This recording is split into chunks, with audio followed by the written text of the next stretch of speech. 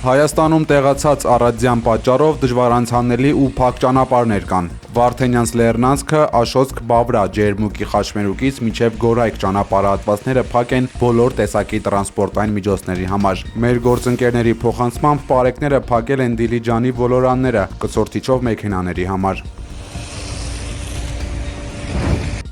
Հայաստանի կառավարությունը հայտնել է, որ Երևանում վարչապետի գլխավորությամբ այսօր տեղի ունեցած անվտանգության խորհրդի նիստի ժամանակ քննարկվել են զինված ուժերի բարեփոխումների ընթացքը, երեխաների պաշտպանությանն առնչվող հարցեր, Հայաստանի դեմ հիբրիդային սպառնալիքների հակազդման միջոցառումները։ Ընտրություններից առաջ հիբրիդային սպառնալիքներով խիստ անհանգստացած Նիկոլ Փաշինյանի իշխանությունը Եվրամիությանը խնդրել է արագ արձագանքման խումբ ուղարկել Հայաստան հիբրիդային սպառնալիքներից պաշտպանելու համար։ Այս տեղեկությունը տարածել էր Ազատություն ռադիոկայանը։ Արտգործնախարարության խոսնակը ըստ էության չէր հերքել եւ հղում էր արել ամիսներ առաջ այս թեմայով արած իր մի հայտարարության։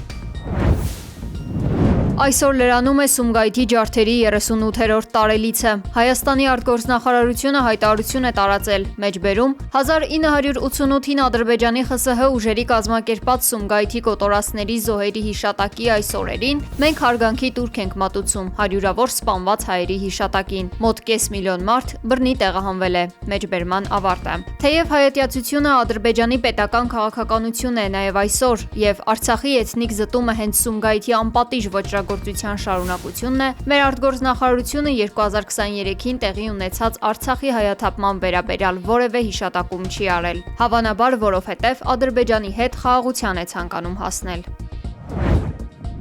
Ոչ արևմտյան Ադրբեջանին քաղաքացիական նախաձեռնությունը բողոքի ակցիաներ է իրականացրել ՄԱԿ-ի եւ Եվրոպական խորհրդի Երևանյան գրասենյակների դիմաց, միջազգային կառույցներին փոխանցելով իրենց նամակ դիմումները։ Ըստ նախաձեռնության համահիմնադիր քաղաքագետ Սուրեն Սուրենյանցի իրենց նպատակն է հակազդել Բաքվի ագրեսիվ ռետորաբանությանը եւ միջազգային հանրությանը իրազեկել Հայաստանի նկատմամբ առկա տարածքային սպառնալիքների մասին։ Ձևավորել ենք ոչ արևմտյան Ադրբեջանին քաղաքացիական նախաձեռնությունը, ինչպես ասել եմ, սա վերկուսակցական նախաձեռնություն է եւ մենք հետամուտ ենք լինելու, որպեսզի Ադրբեջանի ագրեսիվ քաղաքականության հետ մեր հասարակության անհամաձայնությունը փորձենք միջազգային կառույցներին տեղացնել։ Երկու խնդիր ենք լուծում։ Առաջինը մեր հասարակության շրջանում բարձրացնել իրազեկվածության մակարդակը, որտեղ առիթ ունեցել եմ ասել եւ կրկնում եմ, այդ արևմտյան Ադրբեջանի օրակարգը, որ պետականորեն խրախուսվում է Բաքվում, դատարկ կարգախոս չի։ Դա պետության նախագահի աշխատակազմի մակարդակով խրախուսվող ծրագիր է։ Հենց երեք այդ համայնքի ղեկավարը էլի իմպերատիվ պնդում էր, որ պետք է վերադառնան արևմտյան Ադրբեջան, իսկ այդ արևմտյան Ադրբեջան, որ իրենք ասում են, Հայաստանի Հանրապետությունն նկատի ունեն։ Սուրենյանցը նաև զգուշացրել է չտրվել իշխանական մանիպուլյացիաներին, թե ադրբեջանական կողմը այդ տերմինի տակ նկատի ունի Արցախի կամ հարակից տարածքները։ Քաղաքագետի խոսքով Ադրբեջանը թիրախավորում է բուն Հայաստանը ու նման պայմաններում հանրության անգործությունը անթույլատրելի է։ Սուրենյանցի պնդմամբ 2026 թվականի խորհրդարանական ընտրությունները լինելու են քաղաքակրթական ընտրություն Հայաստանի Հանրապետության եւ Արևմտյան Ադրբեջանի կոնցեպտների միջև։ Բավրայի մաքսային անցակետը ժամանակավորապես փակ է ճանապարհների անանցանելիության պատճառով, հայտնել է ՊԵԿ-ը։ Խնդիրներից խուսափելու համար ՊԵԿ-ը հորդորել է երթևեկությունը ժամանակավորապես իրականացնել Բագրատաշենի եւ Գոգավանի մաքսային անցակետերով։ Ավելի վաղ վրացական կողմը փակել էր Հայաստանի հետ սահման տանող ճանապարհի Նինոց-Մինդա-Բավրա անցակետի տեղամասը։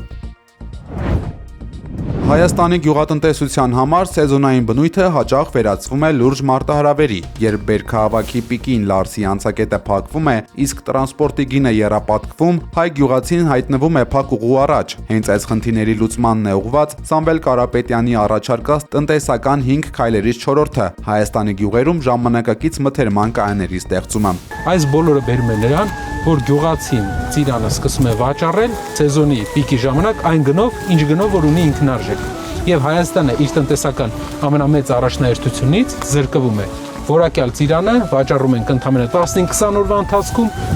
վաճառում ենք շուկականից ցածր գնով եւ մեր գյուղացին չի օգտվում, մեր ձեռնարկատերը ռիսկի տակ է լինում։ Ըստ գյուղատնտեսի, մթերման կայանների եւ սառնարանային տնտեսությունների արկայությունը թույլ կտա բերքի կյանքը երկարացնել 30-ից 40 օրով։ Սա նշանակում է, որ գյուղացին ստիպված չի լինի 15-ից 20 օրվա ընթացքում ջրի գնով իրացնել որակյալ բերքը։ Շուկայական ցնցումների ժամանակ մթերման կայանը կդառնա այն անվտանգության բարձիկը, որը թույլ կտա սպասել բարենպաստ պայմանների եւ արտահանել ապրանքը շահավետ գնով։ Մթերման կայանները, որը որ մեր երկրի համար մեկ խնդիրն է, դա մեր Հայաստանի գյուղատնտեսության երկարակեցության գաղտնիքն է։ Ինքը ունի ամենակարևոր առավելությունն է, որ շուկաները խնդիր է լինում, լարսը փակվում է, մթերման կայաններ չունենալու պատճառով ծիրանը գինը լինում է 100 դրամ։ Իսկ եթե մթերման կայաններ լինի, մենք կարողանանք ժողովուրդը կարողանան իրանց բերքը մի ամիս 40 օր կյանք երկարացնեն, դա գյուղատնտեսության 90% թող համաձայնեն վատ մշակեն, խնդիրներ լինի։ Դա 10% գնի ինքնարժեք կազդի, բայց սառնարանային երկարակեցությունը դա ուղղակի գաղտնիքն է գյուղատնտեսության, որը որ հենց շեշտը ամենաճիշտը դուք դրել եք ամենակարևորի վրա։ Մերձավոր Արևելքը կանգնած է լայնածավալ պատերազմի շեմին։ Կտրուկ մեծացել է հավանականությունը, որ Միացյալ Նահանգներն ու Իսրայելը կհարվածեն Իրանին։ Իսրայելական Ուվդա ռազմաբազայում եւ Բեն Գուրիոն օդանավակայանում արդեն տեղակայվել են ամերիկյան F-22 կործանիչներ եւ տասնյակ լիցքավորող օդանավեր։ Իսրայելի իշխանությունները հրամայել են բացել բոլոր ապաստարանները եւ հոբ համակարգեր են տեղադրել Քնեսետի մոտակայքում։ Միացյալ Նահանգներն ու Չինաստանը հորդորել են իրենց քաղաքացիներին ու դիվանագետներին անհապաղ լքել Իրանն ու Իսրայելը։ Թեհրանում GPS համակարգերի համատարած խափանումները փաստում են հնարավոր օդային արձակման դեմ պաշտպանական միջոցառումների մասին։ Իսրայելական լրատվամիջոցների հաղորդմամբ միջուկային ծրագրի շուրջ Վաշինգտոնի եւ Թեհրանի բանակցությունները վերջնականապես ձախողվել են, չտալով որևէ դրական արդյունք։ Չնայած Օմանն ու Իրանը հայտնել էին արդյունավետ բանակցությունների եւ գրանցված արդյունքների մասին։ Տարածաշրջանում ամերիկյան եւ իսրայելական ռազմական ուժերի աննախադեպ կենտրոնացումը փաստում է Իրանի դեմ հնարավոր հարվածի նախապատրաստության մասին։ Ազատություն թե վիզա։ Շալվա Պապուաշվիլին Եվրոպական միությանը մեղադրել է Վրաստանի քաղաքացիներին շանտաժի ենթարկելու համար։ Վրաստանի խորհրդարանի խոսնակը մեկնաբանելով Եվրահանձնաժողովի նախագահ Ուրսուլա ֆոն դեր Լայենի նամակը հայտարարել է, որ Բրյուսելը փորձում է երկրի քաղաքացիներին ընտրության առջև կանգնեցնել, սպառնալով կասեցնել առանց վիզայի ռեժիմը։ Ըստ Պապուաշվիլիի, ԵՄ-ի ուղերձը այն է, որ Վրաստանը կամ պետք է ենթարկվի արտաքին կամքին, թույլ տալով նշանակել դատավորներ ու դատախազներ եւ ընդունել պարտադրված օրենքներ, կամ վերադառնա դեսպանատների դռների մոտ վիզա ստանալու հերթերին։ Խորհրդարանի խոսնակը շեշտել է, որ եվրոպացի պաշտոնյաները, չնայած տասնամյակների շփումներին, այդպես էլ չեն հասկացել վրաց ժողովրդի արժեքները, հավելելով, որ վրացիները երբեք ազատությունը չեն փոխանակի վիզայի հետ։ Խոսնակի այս կոշտ արձագանքի առիթը Ուրսուլա ֆոն դեր Լայենի նամակն էր վրացական ընդդիմությանը, որտեղ նա հաստատել էր, որ դիվանագիտական եւ ծառայողական անձնագրեր ունեցողների համար առանց վիզայի ռեժիմի մասնակի կասեցումը հետագայում կարող է տարածվել Վրաստանի բոլոր քաղաքացիների վրա։ Եվրահանձնաժողովի նախագահը ընդգծել էր, որ նման սցենարից խուսափելու համար Թբիլիսին պետք է քայլեր ձեռնարկի օրենքի գերակայության ամրապնդման, կոռուպցիայի դեմ պայքարի եւ անարդարացիորեն ձերբակալված ակտիվիստների ու լրագրողների ազատ արձակման ուղղությամբ։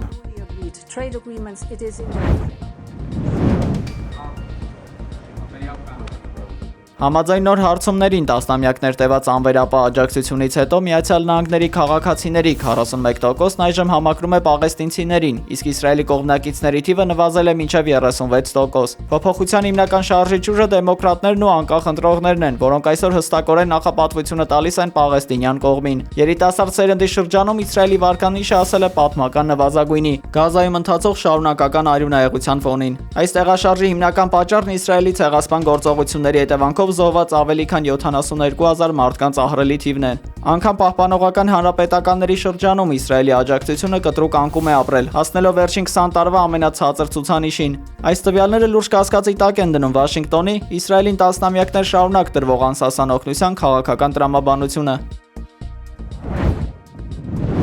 Պակիստանի եւ Աֆղանստանի միջև հարաբերությունները վերածվել են բաց պատերազմի։ और पाकिस्तान की territorial integrity को सेफगार्ड करते हुए Պակիստանի բանակի ներկայացուցիչը հայտնել է, որ Աֆղանստանում իրականացված ռազմական գործողությունների հետևանքով սպանվել է Թալիբան շարժման 274 մարտիկ, իսկ ավելի քան 400-ը վիրավորվել են։ Ռազմական գործողությունների ընթացքում ոչնչացվել է 115 միավոր տեխնիկա, այդ թվում տանկեր, զրահամեքենաներ եւ հրետանի։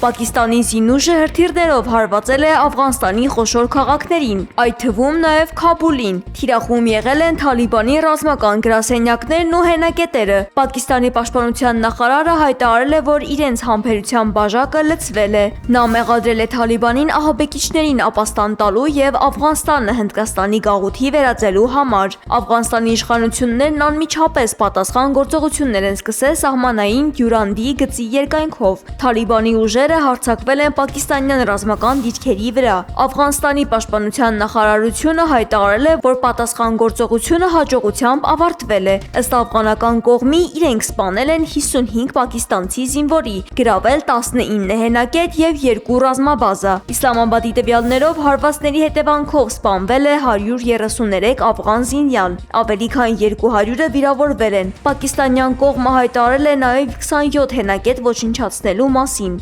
Уважаемый господин премьер-министр, уважаемые коллеги. Ռուսաստանը կոչ է արել դադարեցնել կրակը եւ առաջարկել է իր միջնորդությունը բանակցությունների համար։ Սաուդյան Արաբիայի եւ Պակիստանի արտգործնախարարները հեռախոսազրույցի ընթացքում քննարկել են լարվածության նվազեցման հնարավորությունները։ Այս ամենին զուգահեռ Պակիստանում սկսվել է աֆղանստանցիների արտաքսման գործընթացը։ Հունգարիայի վարչապետ Վիկտոր Օրբանը կոչ է արել Վլադիմիր Զելենսկուն թույլ տալ տեսուչներին ստուգել Դրուժբա նավթամուղի վիճակը։ Օրբանը հայտարարել է, որ Ուկրաինան ստում է վնասվածքների ծավալի մասին։ Ըստ նրա, նավթամուղը փակվել է ոչ թե տեխնիկական խնդիրների, այլ քաղաքական պատճառներով։ Կիևը պնդել է, որ խողովակաշարը վնասվել է ռուսական հարձակման հետևանքով։ Հունգարիան եւ Սլովակիան ստեղծել են համատեղ քննչական հանձնաժողով տեղում իրավիճակը ստուգելու համար։ Օրբանը հորդորել է Ուկրաինայի նախագահին ապահովել տեսուչների մուտքը վթարի վայր։ Եվրահանձնաժողովի ղեկավար Ուրսուլա ֆոն դեր Լեյենը նույնպես կոչ է արել Զելենսկուն արագացնել նավթամուղի վերանորոգումը։ Լարվածության սրման ֆոնին Հունգարիան արդեն արգելափակել է Ռուսաստանի դեմ պատժամիջոցների 20-րդ փաթեթը եւ դեմ քվեարկել։ Բացի այդ, Բուդապեշտը հայտարարել է, որ թույլ չի տա Եվրամիությանը Ուկրաինային 90 միլիարդ եվրոյի վարկ հատկացնել։